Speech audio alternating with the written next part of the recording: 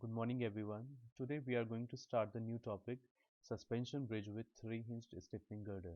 In the previous lecture, we studied about two-hinged stiffening girder, where two hinges are provided at the two ends of the girders. So one hinge at this end and one hinge at this end. Now in the three-hinged stiffening girder, one additional hinge is also provided at the center of the girder.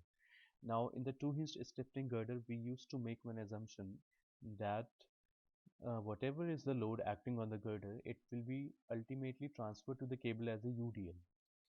So the load which was getting transferred to the cable was a UDL. Now here also, that is in the case of three-hinged stiffening girder, the load that will be transferred to the cable will be a UDL. But here the assumption is something different, and the assumption is that the suspenders are so closely placed, and the suspenders are very closely placed that the load that will be transferred by the suspenders from the girders to the cable will act as a UDL on the cable. So the ultimate load that will be transferred to the cable will be a UDL, but the assumption is something different. Now we will see that how do we calculate the value of equivalent UDL and the values of the shear force and bending moment at any section on the girder.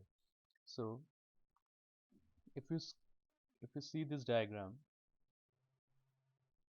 if you see this diagram, see, so you don't have to consider this diagram. We can find out the values by using the free body diagram of the three-hinged stiffening girder. See, so on this girder, one force system that is acting is the external force system, which is W1, W2 and W3.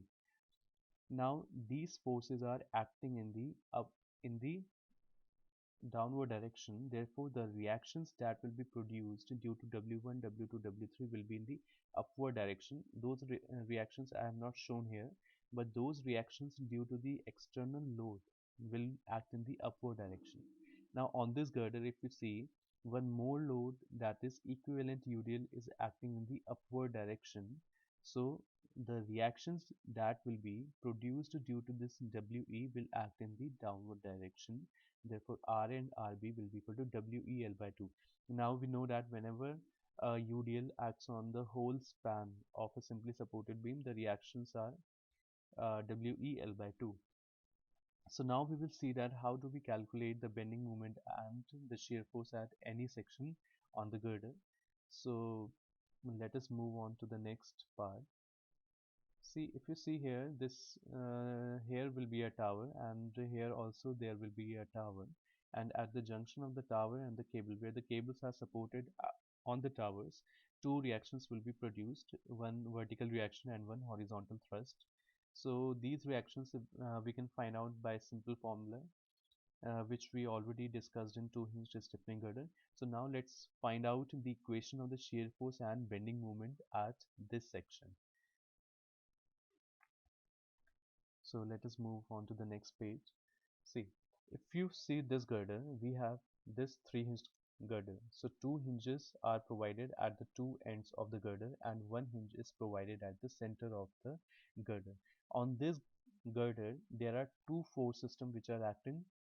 One is the external force system, which is W1, W2 and W3. See, external force can be anything, but here I have assumed that suppose 3 point loads are acting on this girder. So one is the external force system and one is the UDL, equivalent UDL, which is acting in the upward direction. So WE per unit length. Now I can divide this stiffening girder into two parts.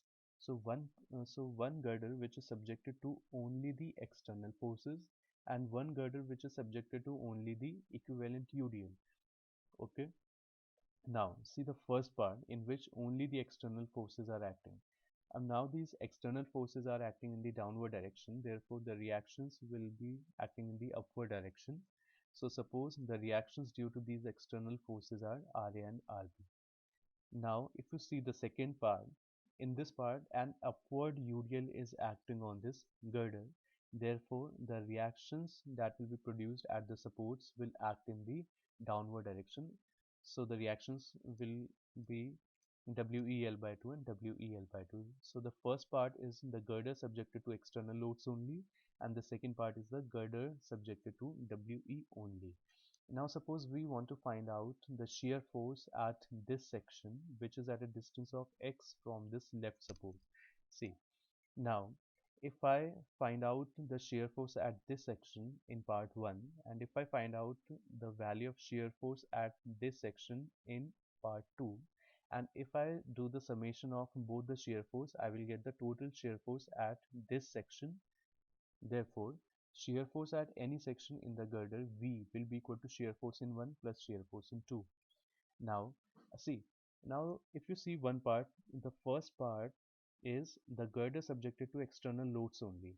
Now here we have taken point loads, therefore we cannot find out the equation because it is not necessary that only the point loads will be acting. It might be possible that some other type of external load is acting on the UDL.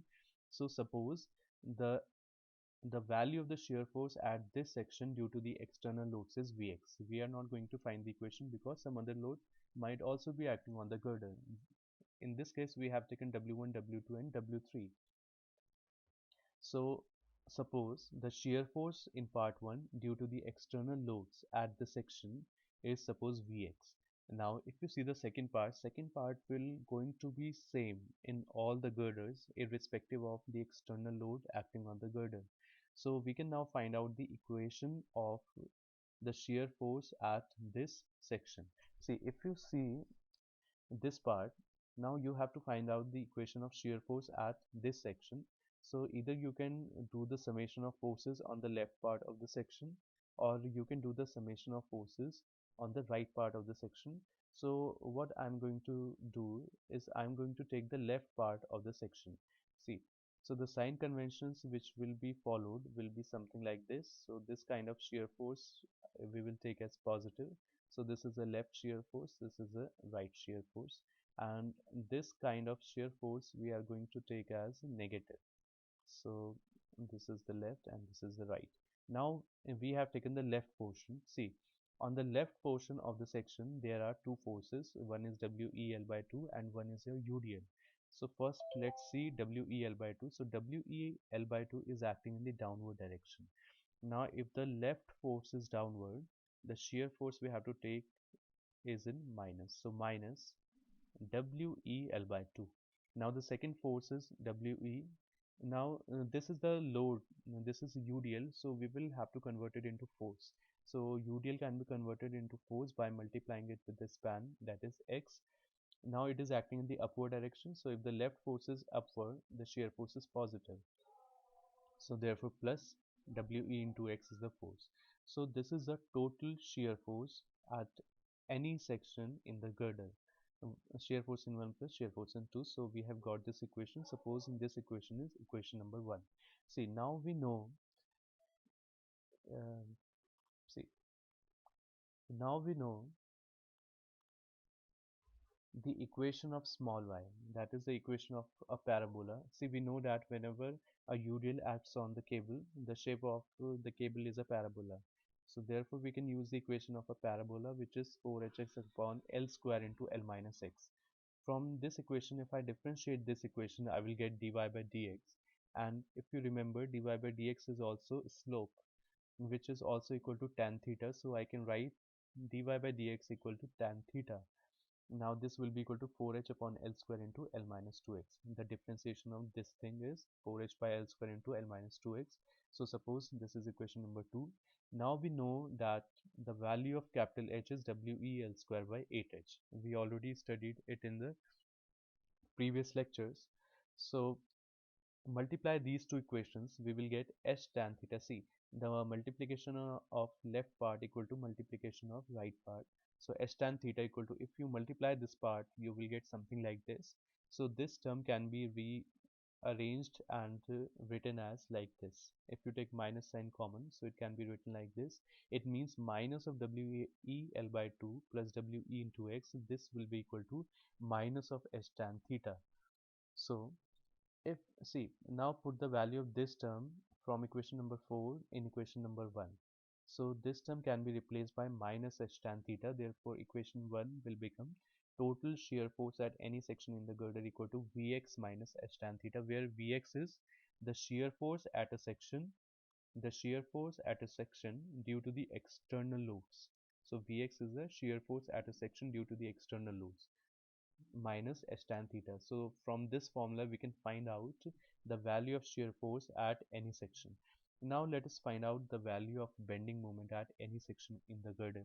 So see, just like we did in the case of shear force, here also the total bending moment will be equal to bending moment in one plus bending moment in second part. Now first part is where only the external loads are acting. So suppose the bending moment at this section due to the external loads is mx. Okay, so we have taken the bending moment at this section due to the external loads as mx. Now in the second part, if you see there, see, now you have to find out the bending moment in at this section. So either you can take the left portion of the section or you can take the right portion of the section. So I'm going to take the left portion of the section. So if you see, there are two forces WEL by 2. See, WEL by 2 is acting in the downward direction. So this force will produce an anti-clockwise bending moment about this section, and this WE is acting in the upward direction. Therefore, this force will produce a clockwise bending moment about the section. So now we can use the sign conventions, and these are the sign conventions which we are going to use. Sagging bending moment is positive and hogging bending moment is negative. So first part, the bending moment in first part was mx. Now the bending moment in second part is c. If you remember, WEL by 2 is acting in the downward direction, therefore it will produce an anti-clockwise bending moment above the section. And if the left moment is anti-clockwise, the bending moment will be negative. So minus WEL by 2 into the perpendicular distance of WEL by 2 from the section is x. So into x.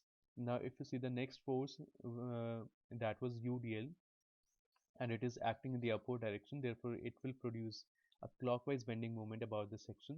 And if the left moment is clockwise, the bending moment is positive, so plus. Now first convert UDL into load. So UDL into the span, so WE into x, and it will act at half of the span, that is x by 2. So we will get this term.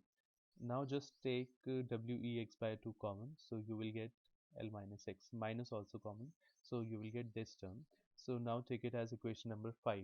Now if you multiply h and y, h we already know here and y we already wrote the formula here. So just multiply h and y. So if you multiply h and y, it will come out to be this.